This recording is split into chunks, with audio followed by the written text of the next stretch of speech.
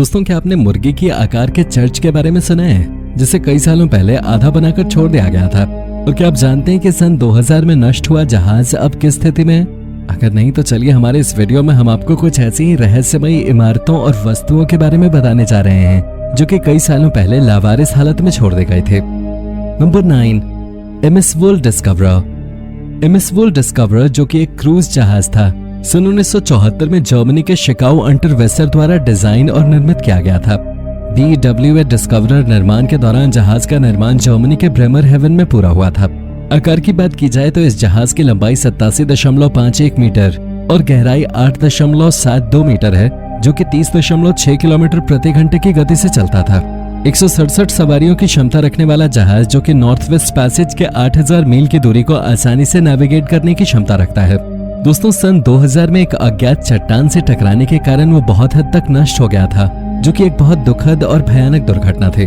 हालांकि सवारियों को जहाज से सुरक्षित निकाल लिया गया और जहाज को डूबने से बचाने के लिए सोलोमन आइलैंड पे छोड़ दिया गया था।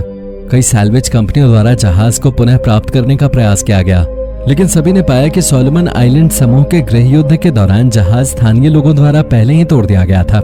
इसके अलावा समुद्र की टाइडल एक्टिविटीज के कारण जहाज नष्ट होता जा रहा है और जंग लगने के कारण सतह का नुकसान हो रहा है। Number 8, chicken church. इंडोनेशिया के सेंट्रल जावा में मेगलैंग इलाके में पाई जाने वाली गिराजा आयाम चर्च, जो कि चिकन चर्च के नाम से प्रचलित है क्योंकि ज्यादातर दर्शकों को ये चर्च मुर्गे के आकार का दिखाई देता है। हालांकि बिल्डर्स का इरादा इसे कबूतर के आकार का बनाने का था।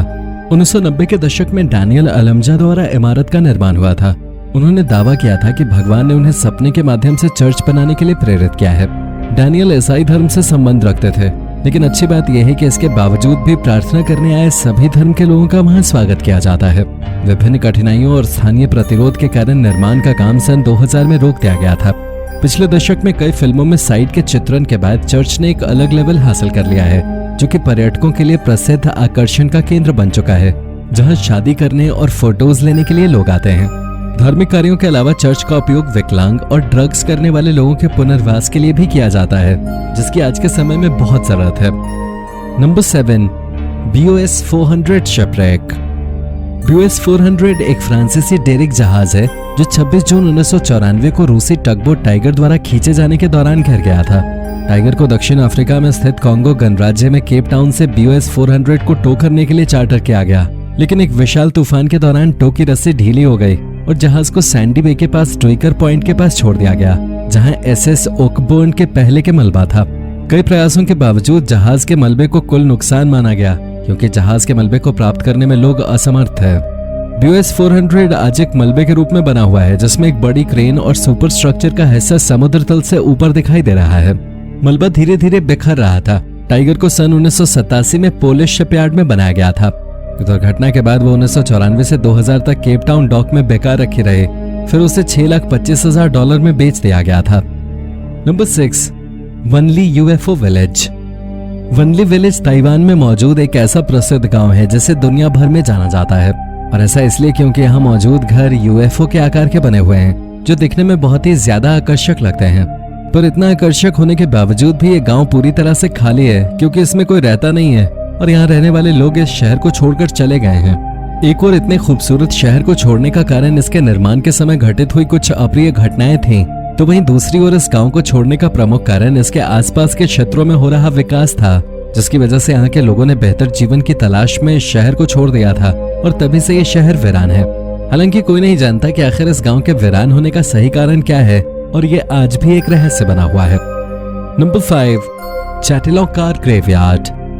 दक्षिणी बेल्जियम के चैटेलॉन के पास एक छोटे से जंगल के ठीक बीच में परित्यक्त और सुंदर जंग लगी कारों का कब्रिस्तान है। ये कारें कभी इस क्षेत्र में तैनात अमेरिकी सैनिकों के थे। ये ज्ञात नहीं है कि युद्ध के बीच में वे इन सुंदरियों को कैसे प्राप्त करने में सफल रहे। जब द्वितीय विश्व युद्ध समाप्त हुआ तो सभी सैनिकों को वापस अमेरिका भेज दिया गया, लेकिन उन सभी कारों को भेजने की लागत बहुत महंगी थी। रैंकिंग अधिकारियों ने सभी कारों को बेल्जियम में छोड़ने का फैसला किया। कारों को एक एक करके एक पहाड़ी पे ले जाया गया, जहां उन्हें अच्छी तरह से पार्क किया गया और किसी तरह बाहरी दुनिया से छिपा दिया गया।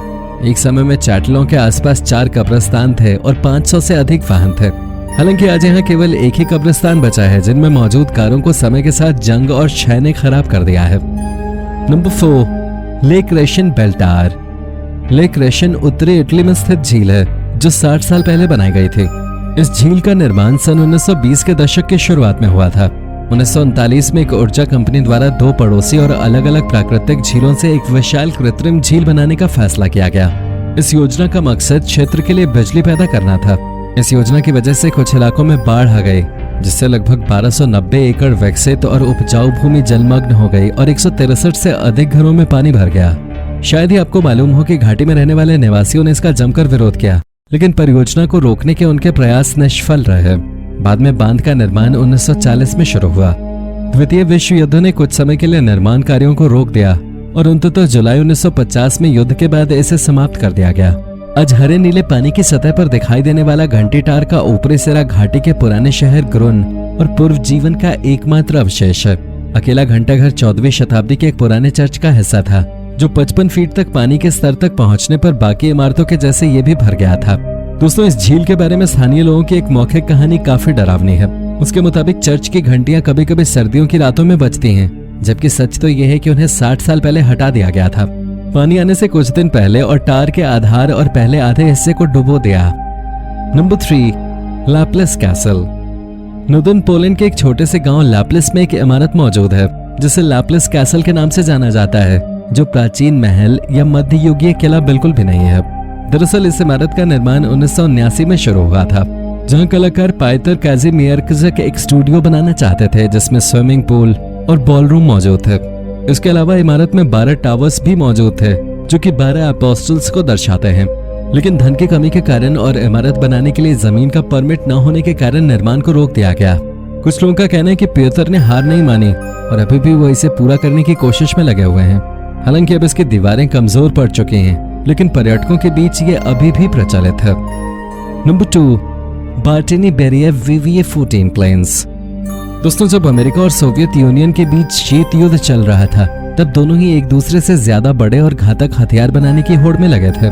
इसी बीच अमेरिकी मिसाइल टेस्ट को रोकने के लिए सोवियत यूनियन द्वारा बार्टिनी बेरियेव VVA-14 प्लेन्स का निर्माण किया जाना था, जो पानी और हवा दोनों में ही मिसाइल्स को ध्वस्त कर सकते थे। लेकिन बाद में इसके निर्माण को रोक दिया गया और केवल 2 आधे बने प्रोटोटाइप्स ही बन सके, जिनमें से केवल एक ही आज बचा हुआ है, जिसे रशियन एयरफोर्स म्यूजियम में रखा गया है। इस प्लेन को आज कोई भी नहीं देखता, जिसके चलते ये लगातार खस्ताहाल होता जा रहा है, जो दिखाता है कि किस तरह शीत युद्ध में हुए हथियारों की होड़ में पैसे बर्बाद हुए थे। Number 1, Teufelsberg spy station. Germany के बर्लिन के ट्यूफल्सबर्ग में एक ऐसी आर्टिफिशियल पहाड़ी है जो कि डेब्री और रबर से बने हुए है, जिसमें एक अधूरा बना नाजी मिलिट्री टेक्निकल कॉलेज भी है।